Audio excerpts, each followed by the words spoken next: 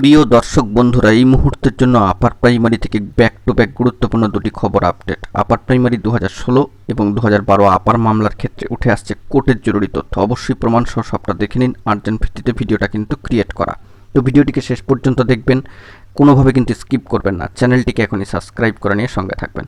তো চলুন কথাবার্তা না বাড়িয়ে আমরা মূল টপিকেই ফোকাস করি। বন্ধুরা, আমরা চলে যাব কোর্টের সাইটে এবং সেখান থেকে যাবতীয় তথ্যাদি দেখে নেব অন স্ক্রিনে। চলে এসেছি মহামান্য কলকাতা হাইকোর্টের অ্যাফিলিয়েটেড সাইটে এবং সেখান থেকে দেখতে পাচ্ছেন মহামান্য কলকাতা হাইকোর্টের সিঙ্গেল বেঞ্চে অত্যন্ত গুরুত্বপূর্ণ একটি মামলা আপার প্রাইমারির ক্ষেত্রে 2012 আপার মামলার যে কেস স্ট্যাটাস এখনও পর্যন্ত আজকের ডেটে দাঁড়িয়ে যেটি দেখাচ্ছে, এই মামলার যে শুনানির প্রিভিয়াসলি নেক্সট দিনক্ষণ ছিল সেটি হচ্ছে গত 16ই June 2025, fixed matter honourable justice Ray Chattopadhyay মহাশয়ের এজলাস। তবে কোর্টের সাইটে যদি কোনো প্রোগ্রেসিভ আপডেট স্ট্যাটাস পরবর্তী ক্ষেত্রে উঠে আসে তবে সবটাই কিন্তু তুলে ধরবো।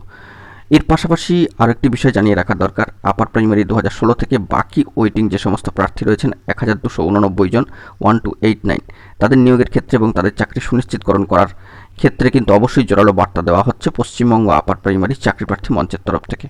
দেখা যাক সে বিষয়ে পরবর্তী ক্ষেত্রে কী আপডেট উঠে আসে। সব মিলিয়ে বলতে গেলে ব্যাক টু ব্যাক দুটি গুরুত্বপূর্ণ খবর আপডেট আপার প্রাইমারি থেকে। এখন এটুকুই, ভালো থাকবেন, চ্যানেলটিকে সাবস্ক্রাইব করে নিয়ে সঙ্গে থাকবেন। ধন্যবাদ।